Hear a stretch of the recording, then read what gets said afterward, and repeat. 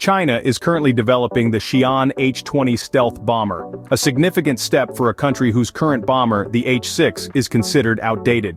The H-20 is expected to be China's first indigenous bomber design, and with it, China hopes to complete a nuclear triad.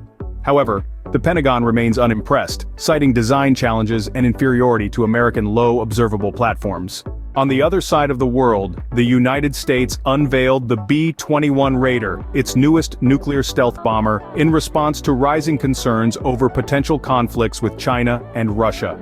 The B-21 Raider is designed to penetrate enemy air defenses and carry both nuclear and conventional munitions, enhancing the U.S. military's strategic capabilities and defense posture.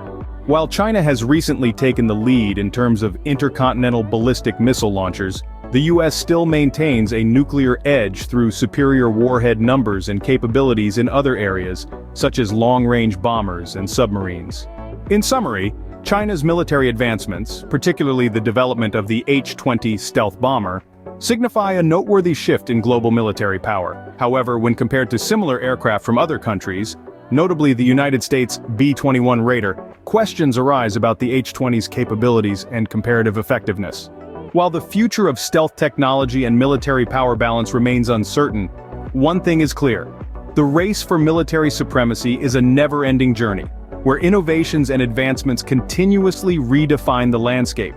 As we continue to monitor these developments, we are reminded of the intricate dance of power, strategy, and technology that shapes our world. Remember, knowledge empowers us all. Stay informed, stay curious, and keep asking questions. Until next time, this is your guide to the intricate world of military advancements, signing off.